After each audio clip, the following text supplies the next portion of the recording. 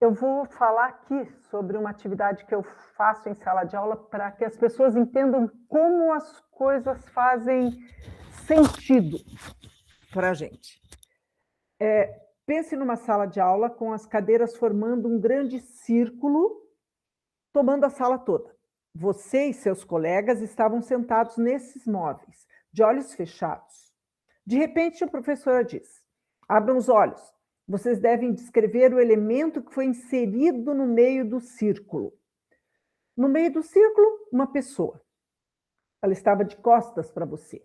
Minuciosamente, na medida do limite das 5 linhas estipulado, você descreveu os cabelos, a roupa e o restante que conseguiu captar daquelas costas.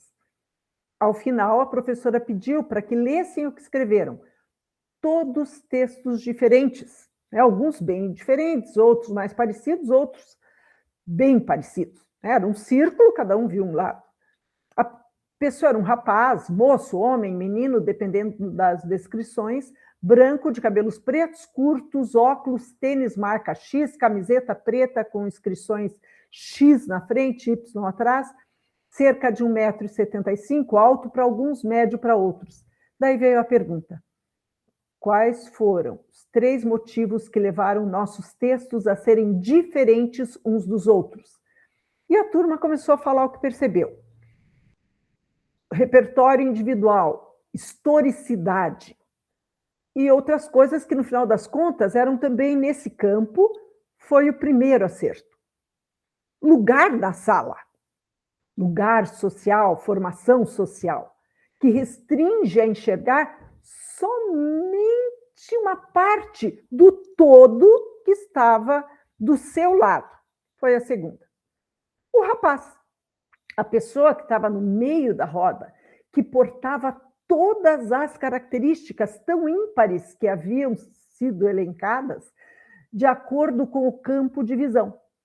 Ele é exemplar para entendermos a multiplicidade do fato, do acontecimento, a multiplicidade de todas as coisas. Esse terceiro motivo é sempre o mais difícil de se ver, segundo a professora que explica. Desde o início deste século, Bauman apresenta a sociedade individualizada. É mais fácil pensar no eu do que no ele. Por isso, parece que as diferenças partem exclusivamente de vocês. Não são vocês. São vocês, que é o eu, mediados pela sua historicidade e pelo seu lugar social, pela sua formação social, mais o ele, que é múltiplo e detém todas as características elencadas aqui. E ela faz uma ressalva. Mas ninguém colocou que é uma moça loira ou um cabide de peruca. Assim, tudo é múltiplo, com diferentes características. Mas o que chamamos de verdade factual, que é esse âmago, ele permanece. Um âmago constituído socialmente, construído pela sociedade humana. Antes da explicação e depois da leitura das descrições, ela fez uma brincadeira. Vi que todos se esforçaram, mas a resposta certa é a minha, porque eu sou a professora. Então, vocês erraram. Ao final, perguntou o que seria isso e se ela estava certa em pensar assim. A turma respondeu que não, todo mundo falou isso, que não havia errado naquela resposta, já que a diversidade partia das experiências de cada um, mais a multiplicidade das características do modelo. E aí você entendeu o que é ideologia. Tudo no mundo é múltiplo e não pode ser concebido individualmente. Cada pessoa ou grupo enxerga todas as coisas sob um funil da sua historicidade, o seu lugar, sua formação social. Pensar e dizer que a sua forma é a certa e a do outro é errada é ideologia.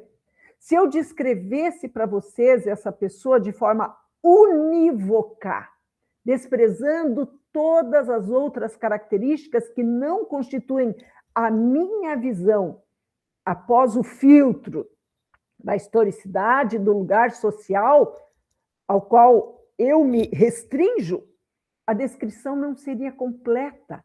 Nunca será, dada a diversidade, a multiplicidade de todas as coisas. Mas é importante saber que dentro de uma estrutura da verdade factual, a visão unívoca é só uma parte.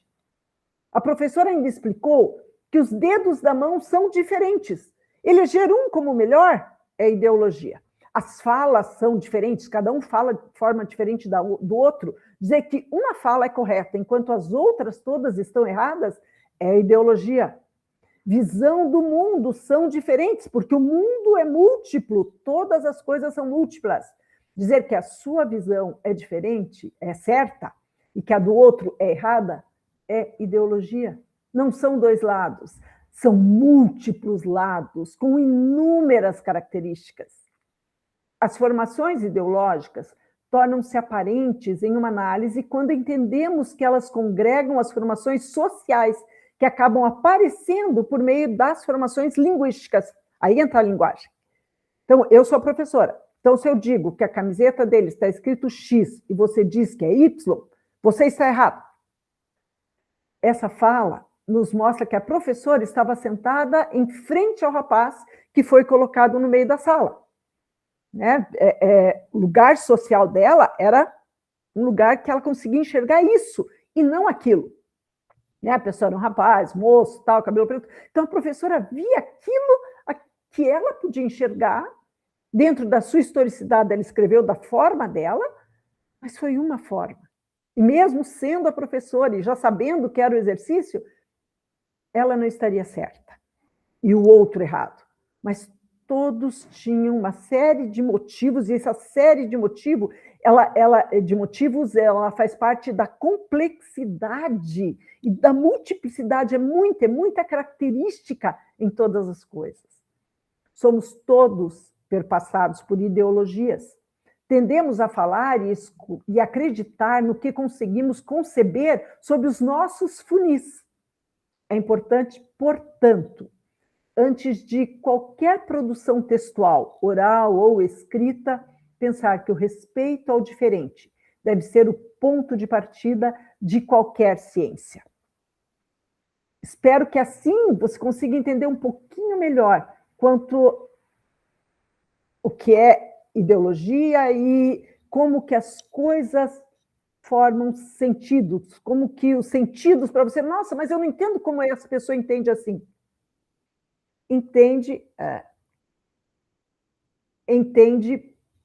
porque existem essas existe condição, existe alguma condição na multiplicidade daquilo que ela está olhando, que a partir do lugar social e com toda a historicidade que a formou,